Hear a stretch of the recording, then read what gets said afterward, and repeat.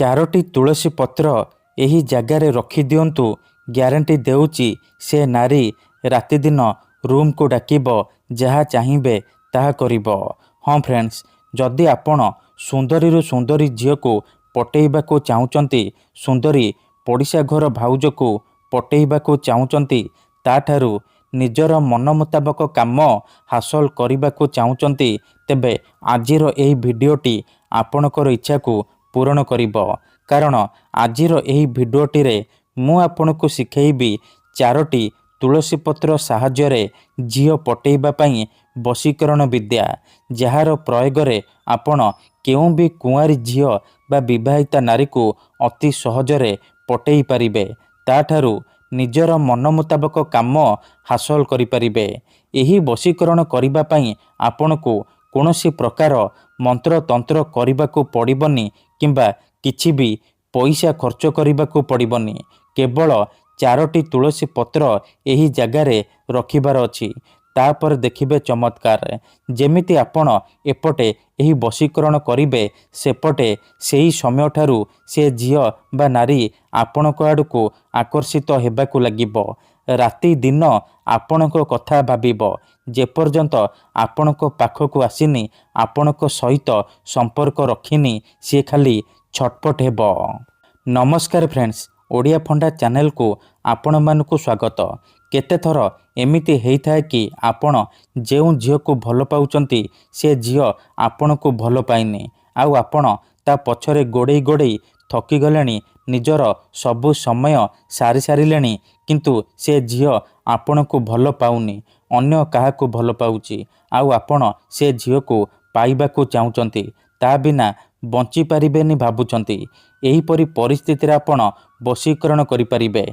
एथिपई आजी मो कथा मानी चारोटी तुलसी पत्र आनी एही उपाय करि दियंतु, ग्यारंटी देउची से झील आपण को देखिबा मात्रे निजे आसी आपणक सहित कथा हेबो।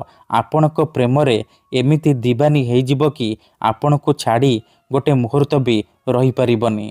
एही वशीकरण साहाय्य रे आपण वर्ष वर्ष धरी भांगी जाइतिबा पुराणा प्रेम को मध्य फेराई आनी पारिबे। सासु नणंद दियर भाउज काहाको भी निज बसरे करी ताठारु निजर मन मुताबक काम हासिल करि पारिबे। केवल आपण को चारोटी तुलसी पत्र एही जगारे रखिबार अछि। आज्ञा हाँ, आपण भाबुचंती कि चारोटी तुलसी पत्र रे आपण किपरि झील पटेई पारिबे, सुंदरी भाउज को पटेई पारिबे, ये सत। आमर तंत्र शास्त्ररू मु आज आपणक पई चारोटी तुलसी पत्रर एमिति एक प्रचंड महाशक्तिशाली वशीकरण नहीं आसीची, जहाको आपण करिदेले अति सहजरे निज पसंदर झील को पटेई पारिबे। पड़िशा घर सुंदरी भाउज ठारू निजर मन मुताबक काम हासिल करि पारिबे, किंतु एहाको आपण भाबी चिंती कि प्रयोग करिबे, काहेकि ना एही वशीकरणर कौनसी प्रकार काट नाही। मात्र थरे वशीकरण हेबा परे से झील बा नारी सारा जीवन पई आपणक बसरे हेजिबो, आपणकर गुलामी करिबो। आपण ताको जहा कहिबे, जेमिति कहिबे से करिबो, कौनसी प्रकार बाधा देब नाही। तेबे एही वशीकरण आपण किपरि करिबे, केमिति करिबे, एहार प्रयोग विधि कौन, चलंतु जानिबा।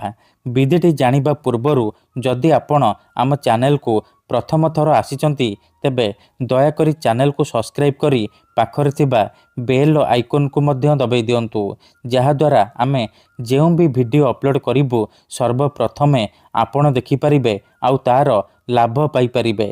मन रखंतु, एही वशीकरण विधि को आपण केउ भी बार रे करि पारिबे, किंतु जेबे भी करिबे सखाळु गाधेइकी एही वशीकरण करिबे। ठीक अछि, प्रथमे आपण कोन करिबे, चारोटी तुलसी पत्र आनिबे, खंडिए हलदिया कपड़ा आनिबे, चारोटी अरुआ चाउल आनिबे, अल्प टिके लाल सिंदूर आनिबे। एतिकी जिनिस आनी सारिबा परे, हाँ मन रखंतु, खंडे कागज आउ कलम आनिबे। एतिकी जिनिस आनी सारिबा परे आपण कोन करिबे, हलदिया कपड़ा को निज सामने रे रखिबे, आउ ता उपरे चारोटी तुलसी पत्र रखिदेबे। चारोटी तुलसी पत्र उपरे चारोटी अरुआ चाउल रखिदेबे, आउ ता उपरे अल्प टिके टिके सिंदूर पकईदेवे।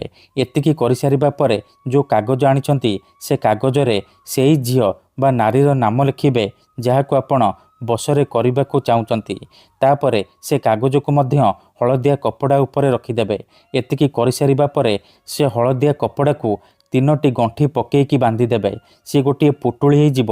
ସେ ପୁଟୁଳିକୁ ଆପଣ 2 ହାତରେ ବନ୍ଦ କରିକି ଧରିବେ ଆଉ ଆଖି ବନ୍ଦ କରିକି ସେଇ ଝିଅ ବା ନାରୀକୁ ମନେ ମନେ ଭାବିବେ। ତାର ମୁହଁକୁ ନିଜ ମନରେ ଭାବିବେ। ତାପରେ 7 ଥର ସେ ଝିଅ ବା ନାରୀର ନାମ କହିବେ। ତାପରେ ସେ ପୁଟୁଳିରେ ଗୋଟିଏ ଥର ଫୁଙ୍କିଦେବେ। ଏତିକି କରିସାରିବା ପରେ ସେ ପୁଟୁଳିକୁ ନେଇକି ସେଇ ଝିଅ ବା ନାରୀର ଘର ସାମ୍ନାର ମୁଖ୍ୟ ଗେଟ୍ ବା ମୁଖ୍ୟ ଦ୍ୱାର ପାଖେ ରଖିଦେଇ ଚୁପଚାପ ଘରକୁ ଫେରି ଆସିବେ। ଗ୍ୟାରେଣ୍ଟି ଦେଉଛି ଏତିକି କରିକି ଦେଖନ୍ତୁ, ସେ ଝିଅ ହେଉ ବା ସୁନ୍ଦରୀ ଭାଉଜ ଆପଣଙ୍କ ବଶରେ ହେଇଯିବ। ଯାହା ଚାହିଁବେ ତାହା କରିବ। ଧନ୍ୟବାଦ।